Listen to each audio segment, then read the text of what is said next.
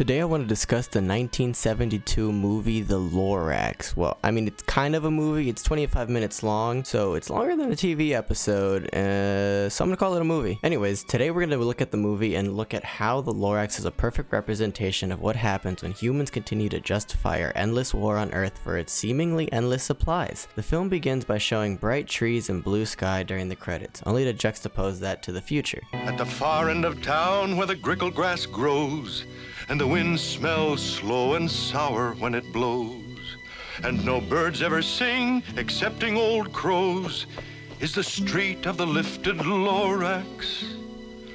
Grickle grass, street of the lifted Lorax. Grickle grass, somebody lifted the Lorax away. In my opinion, this is a perfect way to show off to the audience just how truly awful the world has become. Like, you can see the vegetation is just wild and the sky is dark and there's still leftover smog in the sky. We don't even know what happened and you can already tell something bad is going on. Eventually this kid goes and finds the Onceler and asks him the story of what happened to all the trees. Now, one thing that I actually do enjoy in this is that the Onceler doesn't have a face. He's merely arms the entire film. You never see him and you just see like a representation of what he is. Ultimately, the Onceler is really not a person. He's more of an idea. He's kind of just like capitalism embodied as a person, justifying his greed, doing whatever he wants to do because, well, hey, it makes money, and if it makes money, then it's okay, right? Well, because money. Anyways, once the Onceler gets to the forest, he chops down a tree and decides to make his very first thneed. The one thing I like about the thneed is that the thneed is like, well, it's not a real thing, obviously, but it's supposed to represent all commodities because it literally does everything. It's food, it's seasoning by the end of the thing. Because hey, all human needs should be satisfied, right? Even the craziest of wants, we should always just satisfy them, always satisfy them with a thneed, because everyone needs a thneed. I chopped down just one tree, I'm doing no harm. This thing is most useful. This thing is a need, a fine something that all people need. It's a shirt. It's a sock. It's a glove. It's a hat. But it has other uses. Yes, far beyond that. You can use it for carpets, for pillows, for sheets, or curtains, or covers for bicycle seats.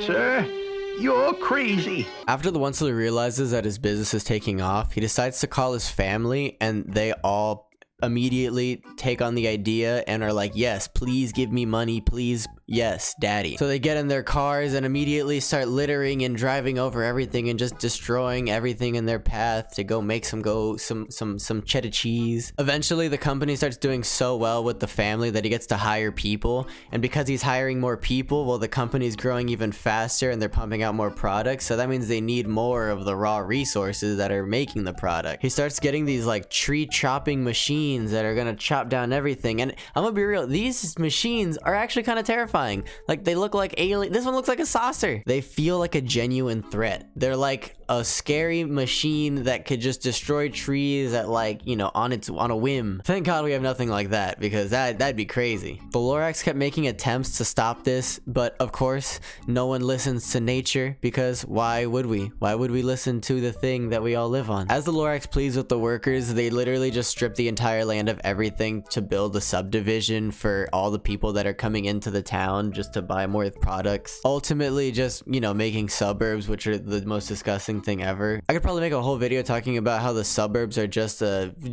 cheap ploy to make you want to buy just little chunks of land, but ultimately you really don't even own it. You just technically have a piece of paper that says you own it, but I mean, let's be real, you don't really own it. Anyways, every attempt from the Lorax to get attention ends with him getting shut down by everyone. He eventually makes his way to the Onceler's office, and of course the Onceler just won't even hear him out. At one point they show how people develop these cult-like behaviors towards influential people with money. For some reason, whenever we see people with a lot of money, everyone's like first opinion is like, oh, they must have done something good, or they must be interesting somehow, some way. I must now know about their lives, and maybe they are good. Maybe I should just revolve my whole life around celebrities. Hee hee ha ha, I have no personality. Today we're here to celebrate, perpetuate, and demonstrate our love for the good old Onceler, founding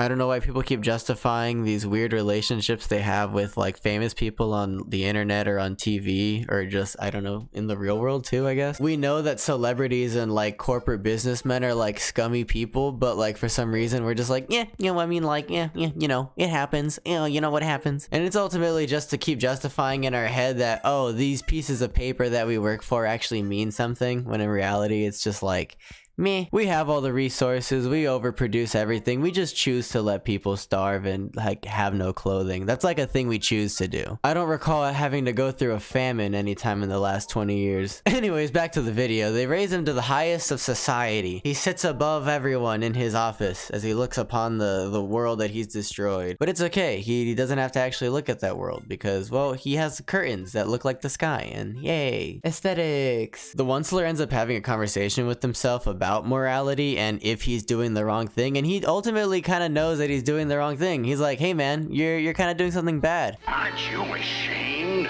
you old Onceler? You ought to be locked in a hoose cow, you should. The things that you do are completely ungood. But then he's like, but if I didn't do it, somebody else would do it. But if I didn't do them, then someone else would. That's a very good point, Mr. Onceler.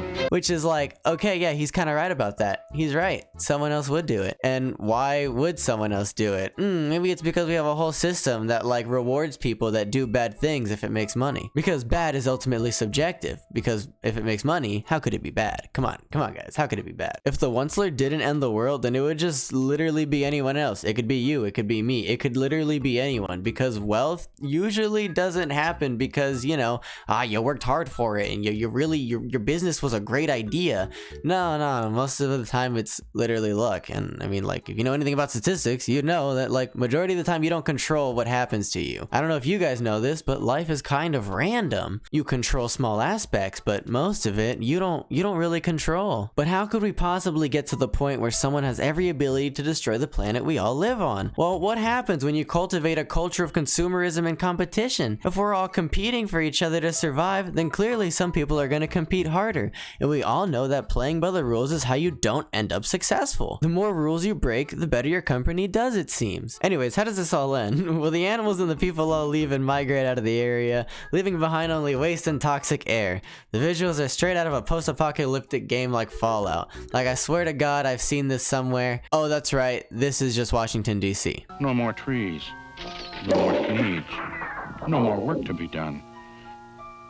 And in no time, my uncles and aunts, everyone, all waved me goodbye. They jumped into their cars and drove away under smoke-smothered stars. Anyways, after the dark and gloomy cutscene of everyone, you know, leaving and the sad and the world destroyed, well, the Lorax and the Onceler are left alone, and the Lorax leaves the Onceler to be alone in his ruin and in his destruction. Now all that was left neath the bad-smelling sky was my big empty factory, the Lorax, and I. The Lorax said nothing, just gave me a glance. Just gave me a very sad backward glance as he lifted himself by the seat of his pants, and I'll never forget the grim look on his face when he hoisted himself and took leave of this place through a hole in the smog without leaving a trace. After this, we're met with the Onceler again singing a song about how he regrets what he did. Unless? Yes, unless. What's an unless? Just a faraway word, just a faraway thought. A thought? About what? About something I ought? Well, a thought about something that somebody ought. A thought about something that somebody ought. Unless someone like you cares a whole awful lot, nothing's going to get better. It's not. The world we live in today feels more and more like this film. It's clear as day to anyone with a single brain cell that the destruction of Earth and its resources will only lead to the destruction of you and me. Personally, I would like to leave the world a little bit better than when I was born. But the way things are going, I don't know if they'll have a planet to call home. Maybe someday the people in power will just pull the plug and leave us all behind while they travel to the stars, looking for the next planet to completely exploit. And let's be real, no matter how much money we make, we're never getting on those spaceships. Okay, well, with all that said and done, make sure to like and subscribe, because ultimately, that's the only thing I have left. The number go up, make me feel better, so make me feel better. Thank you. Bye-bye.